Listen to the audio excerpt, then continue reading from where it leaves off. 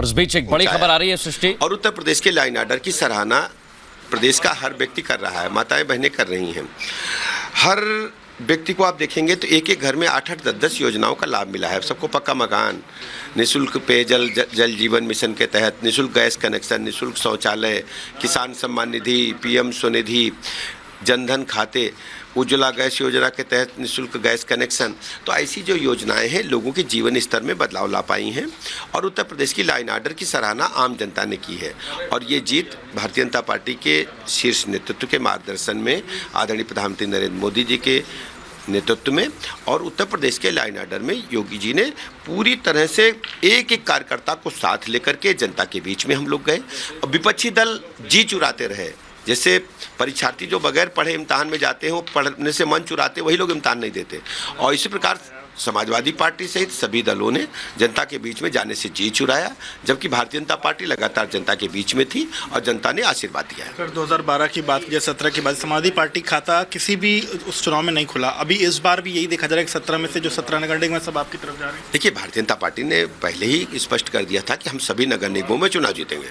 जिस तरीके से सर कैंपेन हुआ, मुख्यमंत्री की बात की जाए, आपकी बात की, तमाम 50 से 60 अलग अलग आप लोगों ने रैलियां की, क्या उसी का इम्पैक्ट है? देखिए, हमारे पास तो पार्टी का नेतृत्व का निर्देश होता है और हमारे जो कार्यकर्ता चुनाव लड़ रहे हैं उन तक हमें जाना होता है।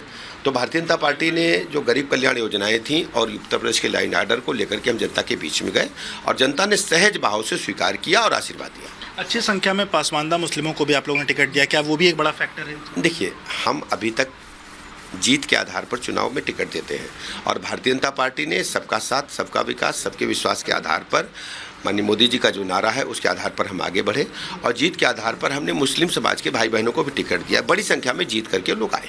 माफियाओं पर जो कार्रवाई हो रही है, क्या वो भी एक बड़ा फैक्टर है? हाँ, क्यों नहीं। लाइन ऑर्डर उत्तर प्रदेश के लिए बड़ा सब्जेक्ट है और लाइन ऑर्डर के वजह से ही उत्तर प्रदेश में इस प्रकार भारतीय जनता पार्टी मजबूत हुई है। 2 जगहों पर उपचुनाव हो रहे हैं, स्वार और छानबे, दोनों जगहों पर जो आपका गठबंधन है वो जीत रहा है। हमने प्रारंभ में ही कहा था कि स्वार में लोग शंका व्यक्त कर रहे थे। हमने कहा था स्वार और छानबे दोनों जगह हम जीतेंगे, क्योंकि रामपुर में अभूतपूर्व डेवलपमेंट हुआ है। समाजवादी पार्टी की सरकार में एक व्यक्ति का डेवलपमेंट हुआ था।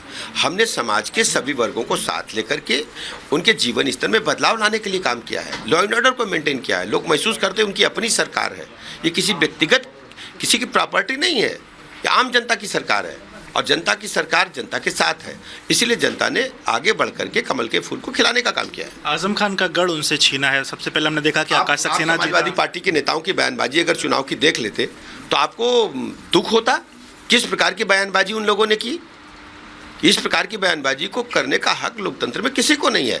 भारतीय जनता पार्टी ने शुचिता बनाए रखी, सौम्यता बनाए रखी, शब्दों पर नियंत्रण बनाए रखा और हमने तय किया कि जनता फैसला करेगी। जनता ने फैसला दे दिया है और जनता जनार्दन महान है। लोकतंत्र में जनता को हम प्रणाम करते हैं, अभिनंदन करते हैं, आभार प्रकट करते हैं। आखिरी सवाल, कर्नाटक के जो रिजल्ट हैं उस पर क्या कहें? कर्नाटक के बारे में भी समीक्षा होगी, केंद्रीय नेतृत्व समीक्षा करेगा, उसके बाद ही हम कुछ कह पाएंगे। बहुत बहुत शुक्रिया बात करने के लिए। तो आप उप मुख्यमंत्री ब्रजेश पाठक जी को सुनो, जो रिपब्लिक से बातचीत की। वीडियो जर्नलिस्ट वितेश अवस्थी के साथ विवेक नेटवर्क।